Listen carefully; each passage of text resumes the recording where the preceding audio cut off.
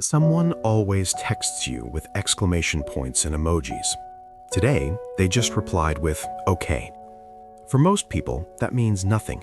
They put their phone down and move on with their day.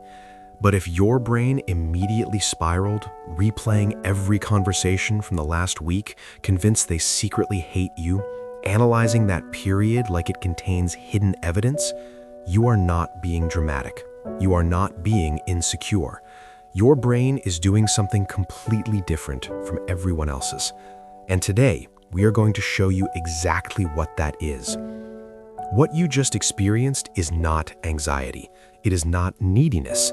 It is a biological threat response, and it has a name. It is called rejection sensitivity.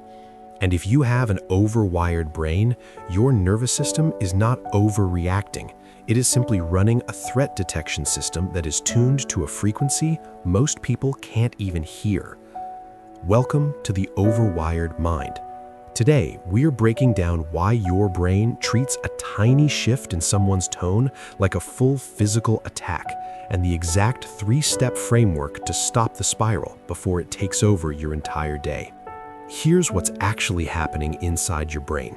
When you perceive even a micro rejection, a blunt text, a shorter reply than usual, a sigh from someone across the room, it activates a region called the anterior cingulate cortex.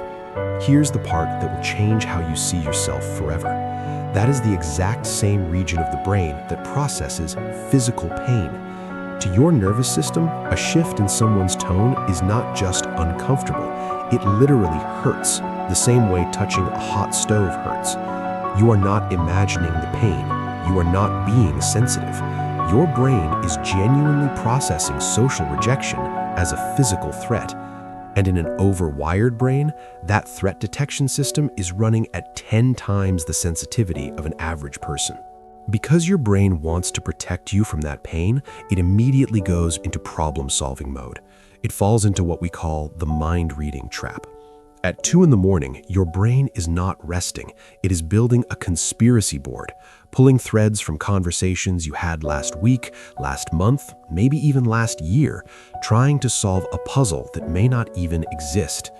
And here's the cruelest part of this. You're burning enormous amounts of mental and emotional energy fighting a threat that might be completely fictional. The okay might mean nothing. They might be driving. They might be exhausted.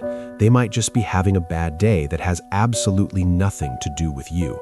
But your overwired brain cannot accept that uncertainty. It needs an answer, so it invents one, and it's almost always the worst possible one. Here's how you stop the spiral. 3 steps. The data reset. Step 1, the fact check. Write down only what is actually true, not what you feel, not what you fear, only facts. Fact, they replied okay. Fact, they're at work. Fact, they have replied like this before when they were busy. Everything else is a story your brain invented. Do not treat a feeling like evidence. Step 2, the alternative list.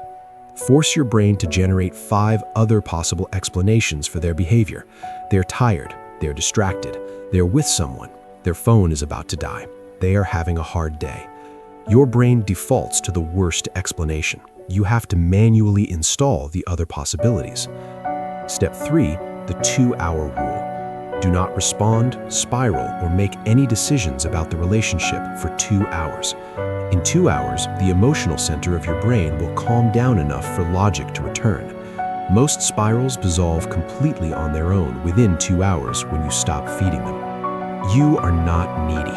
You are not too sensitive. You are not broken. You have a nervous system that feels the weight of human connection more deeply than most people ever will.